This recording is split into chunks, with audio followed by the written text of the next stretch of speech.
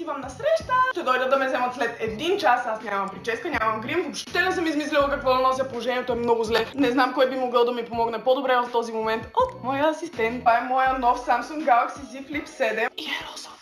Предложи ми тоалет, отивам на среща, ще пием коктейли и е фенси. Трябва да съм фенси. За такова събитие бих ти препоръчал елегантна коктейлна рокля в комбинация с обувки на висок ток. Мога ли да ти покажа 2 рокли и да избереш от тях? Разбира се, покажи ми ги.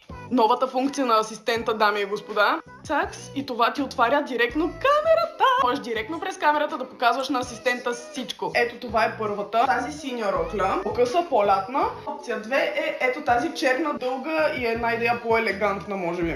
Може би черната рокля е по-добрия избор за фенси коктейл, както го описа. Мале, Google Gemini не сбърка с тази рокля. Сега трябва да измислим какво да сложим за аксесуари, за чанта, за обувки и за такива неща. Понеже вече съвсем нямам време, директно отварям. Моля те, трябва да ми кажеш с тази рокля кои аксесуари да сложа. Бордо чантата, бордо обувките, сребърните обувки с сребърната чанта, черни обувки с черна чанта. Мисля, че сребърните обувки и чанта са най-подходящи, защото са побляскави и празнични. Аксесуарите вече са на лице, на ръце, на уши, на краката ми. Дай ми идеи за грим и за прическа. Нещо, което бих могла да пресъздам, ако можеш директно да ми покажеш снимки. Може да опиташ опушен грим в потъмни нюанси. За косата, елегантен кок или холивудски вълни биха били чудесен избор. Ето няколко идеи за грим и прическа за фенси среща. Помолих да ми изкара резултатите в Pinterest. Ето това е инспирейшъна, който ми избра. Ще завърша визията и ще се върна с финалния резултат. И дами и господа, финален резултат. Изцяло благодарение на съветите на Google Gemini, аз изглеждам перфектна и елегантна за своята среща. Сега е време аз и моят Samsung Galaxy Z Flip 7 да тръгваме. Бай!